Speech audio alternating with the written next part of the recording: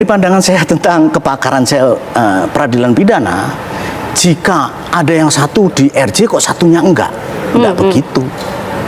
Konsep orang berdamai, konsep di RJ itu para pihak adanya konsep saling pemulihan. Nah, di Egy Sujana itu kan sudah ketemu dengan Jokowi, materialnya kita nggak tahu. Dan Pak Jokowi juga berniatan baik, siapapun yang ingin baik padanya. Nah, sekarang apa yang terjadi kalau kita lihat perkembangannya? Saya tidak akan menguntungkan siapa-siapa ya. Pak Roy Suryo mengatakan saya nggak akan mau damai. Ya. Dari kubu Roy Suryo sendiri mengatakan tidak mau restoratif justice. Dan saya siap ke pengadilan. Oh, itu bagus. Berarti bekerjanya polisi sungguh-sungguh. Apa bekerjanya polisi? Mematangkan betul tentang bagaimana proses penyelidikannya, mematangkan bagaimana perbuatannya, mematangkan perbuatan hukumnya, mematangkan undang-undangnya, mematangkan unsur-unsur pidananya itu. Dan jika itu sudah terpenuhi, apa? Melakukan proses pengiriman berkas ke jaksa. Nantilah di sana akan dikoreksi, ada P19. Apa itu? Mengoreksi apakah buktinya sudah cukup, harus VATM, valid, terukur, terstruktur atau tidak. Bukti yang diajukan itu dari pihak pelapor memenuhi syarat atau tidak. Itulah sudah diukur. Tapi kalau yang dikatakan dari kubu Roy Suryo, ketika satu sudah SP3 harus juga berlaku itu untuk kan para tersangka lain. Penafsiran daripada Pak Roy Suryo ya boleh-boleh saja. Oh, faktanya sebenarnya harusnya seperti itu apa tidak? Kembali lagi, pasal 79 sampai 88 itu mengatur siapa yang mau berdamai antara pelapor dan terlapor, terjadinya hubungan yang baik, terjadinya pemulihan hukum yang baik, maka itu bisa di RJ. Gitu. Nah, sekarang kalau Pak Roy Suryo nggak mau kok minta di RJ, minta dihentikan. Loh, ini ada pelapor dan terlapor tidak mau damai kok. Sekarang persoalannya, kalau dihentikan, maaf nih, pelapor punya hak nggak? Punya hak. Nanti dia bisa juga pra-peradilan. Maka hukum itu, gitu kan, kita negara hukum Rechtsstaat ya, semuanya harus taat kepada hukum.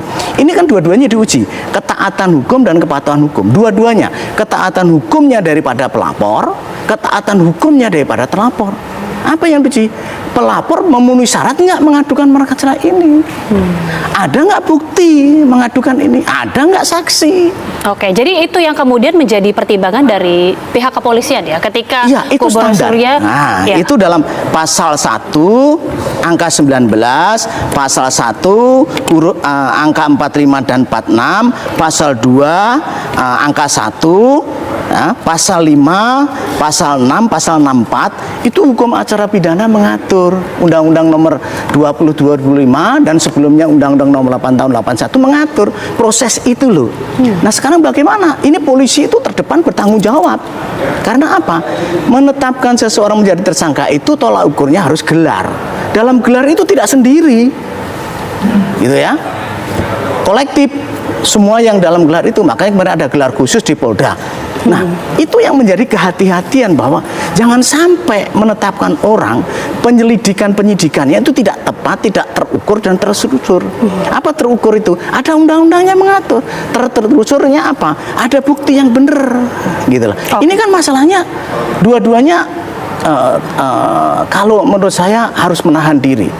Gitu. Baik pelapor juga menahan diri, terlapornya juga menahan diri, menghormati negara hukum. Kalau pelapor dirinya minta perlindungan hukum, ya hak. Kalau terlapor minta perlindungan hukum, ya haknya juga. Maka dipenuhi kan semua permintaannya Roy Suryo. Apa nggak dimintai? Semua dilayani. Tapi kalau kepolisian berarti harus bersikap seperti apa? Karena kan dari kubu Roy Suryo sudah bersurat langsung ke Irwasum ini, Prof. Polisi harus adil. Penegak hukum garda terdepan harus adil. Semua haknya pelapor dipenuhi, semua haknya terlapor dipenuhi. Harus itu. Jangan sampai lewat.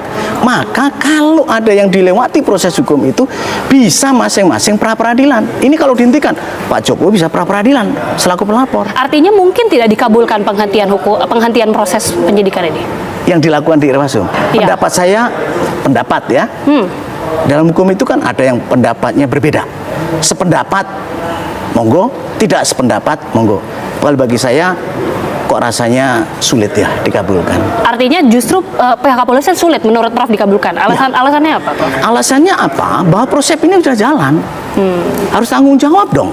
Masa bekerjanya polisi di Polda Metro Jaya selesaikan oleh Bareskrim? Irwasum mengabulkan dihentikan? Kan nggak mungkin. Nanti itu di Irwasum itu akan digelar lagi, diminta pertanggungjawaban kepada penyidik dan penyelidik atau penyidik. Kamu kok menetapkan tersangka itu syaratnya apa? Dokumen kamu lengkap atau tidak? Ada dua sisi loh yang harus dibuktikan. Maka saat itu Irwasum nanti kalaupun dihentikan pasti harus menghadirkan pelapor juga.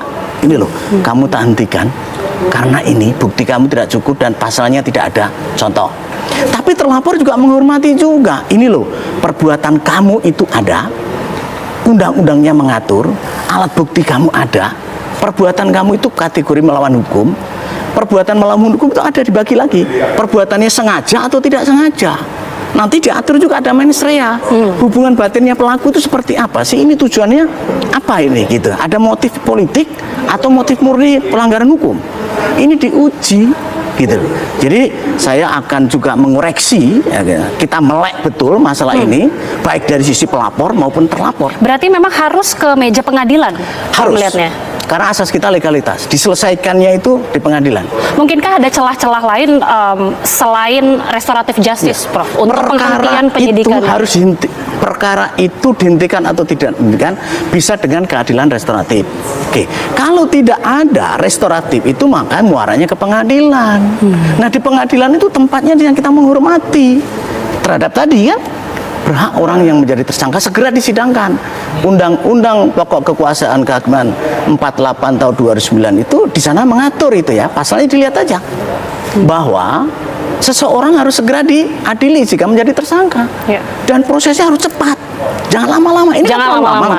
Ini kan terlalu lama ini. Ada yang pro pelapor, ada pro terlapor. Nah, ini itu. kalau terjadi gesekan, mohon maaf nih. Di jalanan nanti saling menghakimi sendiri-sendiri, ini akan berbahaya. Nah itu ya Prof, karena kan kita sudah melihat kasus ini sebenarnya sudah berlarut cukup lama. Ketika akhirnya dua kubu, dua pihak ini masih sama-sama kekeh, kira-kira ini akan berlangsung sampai berapa lama melihat prosesnya seperti ini? Saya yakin ini dalam hukum acara pidana yang baru Undang-Undang nomor 20 tahun 2005 mempercepat. Ya, sepanjang itu terukur, tertelusur kerjanya dari penyidik, tidak untuk bertele-tele. Segera perkaranya dimajukan ke pengadilan. Di sana nanti banyak itu perkembangannya banyak lagi ya. Orang itu bisa mengakui ada plea bargaining. Orang nanti ada pemaafan hakim. Orang itu nggak perlu dihukum karena apa? Pertimbangan hakim. Nanti ada onslah, ada frisprak, ada putusan bebas, putusan lepas.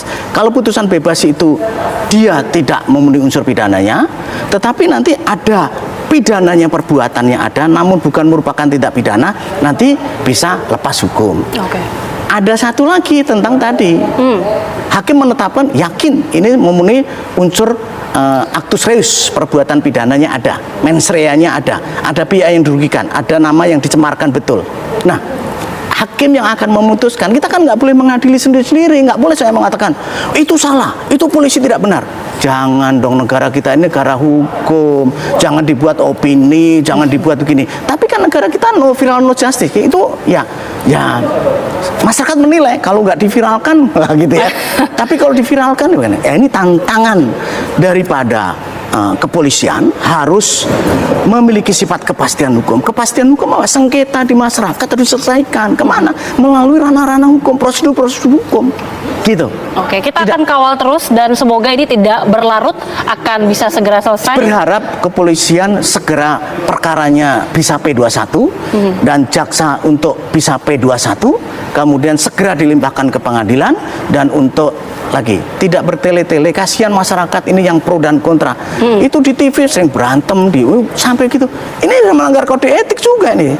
Nggak memberikan contoh kepada masyarakat itu kan. Harapannya tidak bertele-tele dan langsung diselesaikan. Iya dong. Orang di TV sampai mau berantem, mau begini-begini. Itu kan nggak baik gitu. Kita akan kawal sama-sama tentunya Prof. Tapi terima kasih banyak sekali lagi Profesor Djoko Sriwidodo, pakar hukum pidana Universitas Bhayangkara sudah bergabung bersama kami. Terima kasih.